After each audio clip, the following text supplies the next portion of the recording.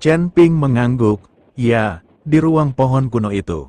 Ruang pohon kuno, wajah Xing Daorong penuh dengan kebingungan, seolah-olah dia tidak tahu apa yang dibicarakan oleh ruang pohon kuno Chen Ping.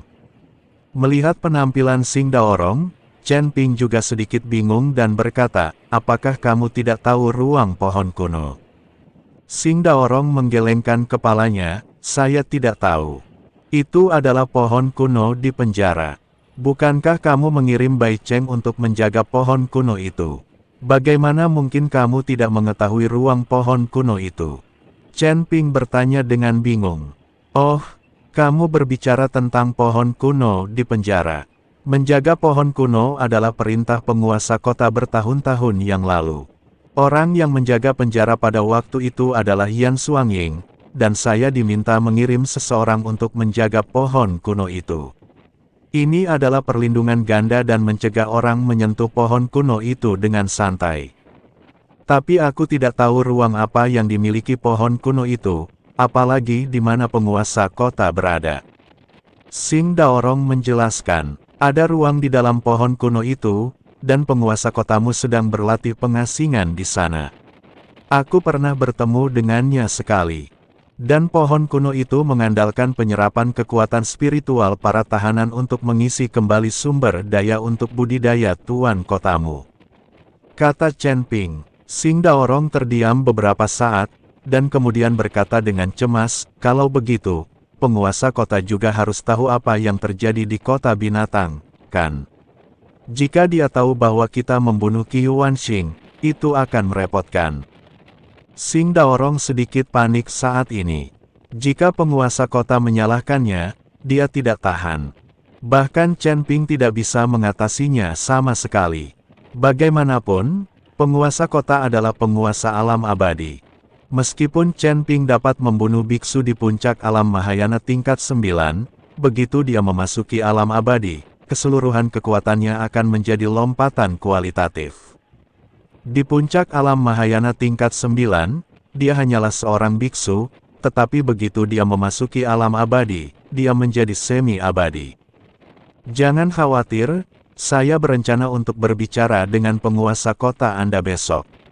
Dia mungkin hanya ingin naik sekarang, dan dia mungkin tidak ingin peduli dengan hal-hal yang berantakan di Beast City. Tetapi ketika Anda memasuki istana tuan kota dan ingin menjadi penguasa kota, mohon pelan-pelan untuk saat ini. Jangan terlalu cemas. Chen Ping menghibur Xing Daorong dan berkata, oke, saya menunggu kabar baik dari Tuan Chen. Xing Daorong mengangguk.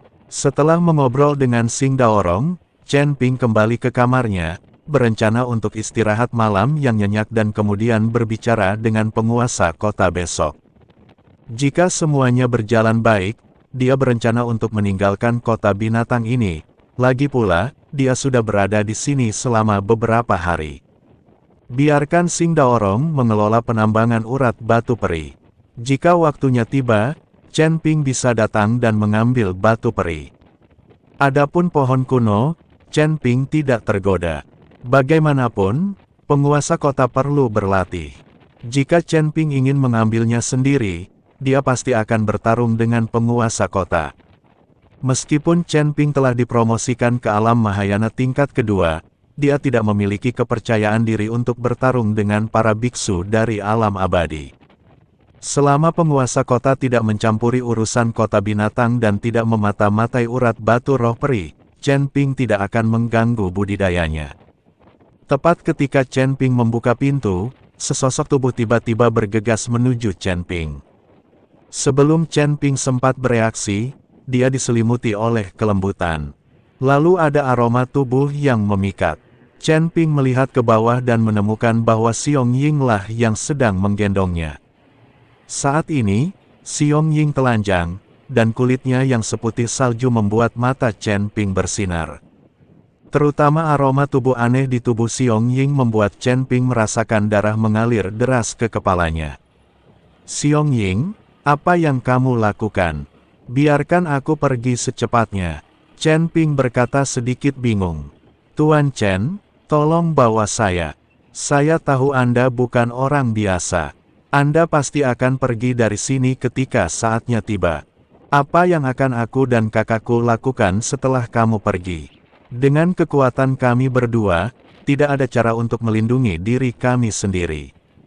Xiong Ying memeluk Chen Ping erat-erat dan berkata, "Jangan khawatir, bahkan jika aku pergi, aku akan memberitahu Jenderal Xing untuk menjaga kalian, saudara-saudari.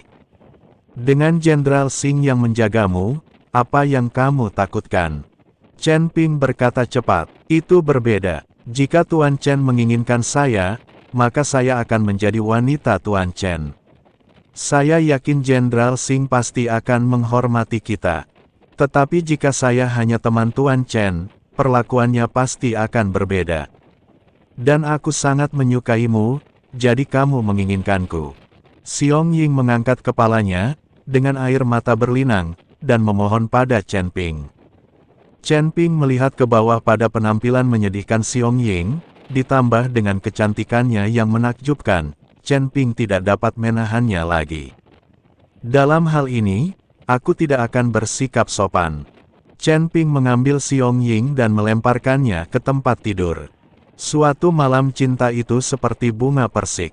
Di luar kamar Chen Ping, Yao Mei sudah menangis.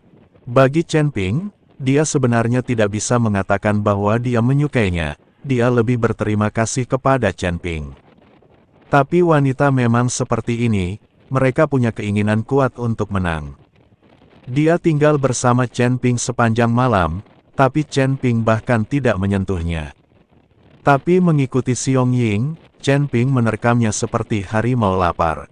Yao Mei mengakui bahwa penampilannya tidak sebaik Xiong Ying, namun Chen Ping sangat tidak adil kepada orang lain, sehingga membuat Yao Mei merasa tidak nyaman. Apalagi jika Chen Ping pergi, seperti apa masa depannya? Kakaknya juga sudah meninggal, dan dia tidak berdaya. Setelah beberapa saat, Yao Mei menyeka air matanya dengan tekad di matanya. "Kemanapun kamu pergi, mau aku atau tidak, aku akan mengikutimu." Yao Mei pasti akan mengikuti Chen Ping, kemanapun Chen Ping pergi, dia akan mengikutinya. "Bagaimanapun, aku sendirian, jadi aku tidak takut pada apapun." Setelah memikirkannya, Yao Mei berbalik dan kembali ke kamarnya. Ketika Chen Ping membuka pintu, Yao Mei sudah tidak ada lagi di halaman, jadi dia tidak tahu bahwa Yao Mei telah mendengarkan di luar sepanjang malam. Setelah menemukan Xing Daorong, Chen Ping mengikuti Xing Daorong ke penjara. Dengan Xing Daorong mengikuti mereka, mereka memasuki penjara dengan lancar. Kemudian Chen Ping datang ke pohon kuno itu. Kemudian, saat dia membelai pohon kuno itu dengan tangannya, kesadarannya memasuki ruang pohon kuno itu. Kali ini, percakapan dengan penguasa kota menjadi sangat menyenangkan. Saya tidak tahu apakah penguasa kota telah menyelidiki Chen Ping, tapi dia tetap sopan kepada Chen Ping. Selain itu, penguasa kota juga bersedia menyerahkan posisi penguasa kota kepada Xing Daorong. Seluruh kota binatang akan dikendalikan oleh Xing Daorong, dan satu-satunya permintaannya adalah menjaga pohon kuno ini. Chen Ping juga menyetujui permintaan penguasa kota. Jika Xing Daorong menjadi penguasa kota, maka seluruh kota binatang akan menjadi kekuatan Chen Ping. Meninggalkan ruang pohon kuno, Chen Ping memberitahu Xing Daorong apa yang dikatakan penguasa kota, yang hampir membuat Xing Daorong tertawa sampai mati. Pada hari itu, perintah penguasa kota menyebar ke seluruh kota binatang. Tuan kota yang sudah bertahun-tahun tidak saya temui sebenarnya mengeluarkan perintah tuan kota saat ini. Perintah tuan kota adalah menyerahkan posisi tuan kota kepada Xing Daorong. Yan Xuangying terkejut saat melihat perintah tuan kota ini, tapi ini adalah keinginan tuan kota, dan dia tidak berani melepaskannya. Setelah menangani semuanya, Chen Ping berencana meninggalkan kota Bis, dan mendapatkan senjata ajaib seperti kompas dari Xing Daorong untuk meninggalkan kota Bis. Dengan benda ini, Chen Ping dapat dengan bebas masuk dan keluar dari kota binatang. Ketika Chen Ping memasuki kota binatang, dia juga dibawa masuk oleh Na Zhanglao dengan benda semacam ini. Setelah mengucapkan selamat tinggal kepada Xing Daorong, Chen Ping mengucapkan selamat tinggal kepada kakak dan adik Xiong Kuo. Ketika dia ingin mengucapkan selamat tinggal kepada Yao Mei, dia menemukan bahwa Yao Mei tidak ditemukan. Chen Ping tidak terlalu memperhatikan, lalu meninggalkan Xing Mansion dan berjalan keluar dari kota bis. Tapi setelah dia meninggalkan kota bis, dia merasakan seseorang mengikutinya. Chen Ping sedikit mengernyit, dia tidak bisa membayangkan siapa yang berani mengikutinya saat ini. Siapa yang mengikutiku? Keluar. Chen Ping berhenti dan berkata dengan dingin. Chen Ping sekarang memiliki kepercayaan diri yang tak tertandingi. Dia tahu bahwa siapapun yang mengikutinya, dia tidak bisa menjadi lawannya. Di seluruh Beast City, bahkan Xing Daorong dan yang lainnya bukanlah tandingannya, apalagi yang lain. Saya melihat sesosok tubuh mungil berjalan keluar dari balik pohon. Yao Mei, kenapa kamu mengikutiku? Chen Ping bertanya dengan kaget saat melihat Yao Mei yang keluar. Aku ingin mengikutimu. Kemanapun kamu pergi, aku akan mengikutimu. Adikku sudah meninggal dan aku tidak punya saudara lagi. Yao Mei berkata pada Chen Ping. Jangan ikuti aku, itu terlalu berbahaya. Tetaplah baik-baik di Beast City. Aku sudah bilang pada Jenderal Xing untuk menjagamu dengan baik. Chen Ping berkata pada Yao Mei. Aku tidak peduli, aku akan mengikutimu saja. Aku tahu kamu tidak menyukaiku. Aku tidak secantik Xiong Ying, tapi aku bertekad untuk mengikutimu. Kemanapun kamu pergi, aku akan pergi. Jika kamu mengira aku menghalangi, kamu bisa menamparku sampai mati sekarang. Aku hanya akan menyerah jika aku mati, kalau tidak, kamu bahkan tidak bisa berpikir untuk meninggalkanku. Kata Yao Mei dengan mata tegas. Melihat mata tegas Yao Mei, Chen Ping hanya bisa menghela nafas tanpa daya. Oke, kamu boleh mengikuti, tapi aku tidak akan menyelamatkanmu jika kamu dalam bahaya. Lebih penting bagiku untuk menyelamatkan hidupku sendiri. Kata Chen Ping untuk menakuti Yao Mei. Aku tidak takut. Jika aku mati, aku akan mati. Kamu tidak perlu mengkhawatirkanku. Yao Mei berdiri di samping Chen Ping. Chen Ping hanya bisa membawa Yao Mei bersamanya, dan mereka berdua meninggalkan perbatasan kota bis. Ketika Yao Mei mengikuti Chen Ping melalui formasi hantu di sekitar kota binatang dan melihat dunia luar, dia sangat bersemangat seperti anak kecil. Chen Ping membawa Yao Mei langsung ke kota Nanjing, tapi Ji Yun masih menunggunya di kota Nanjing. Chen Ping akan bertemu dengan Ji Yun dan berangkat dengan pesawat.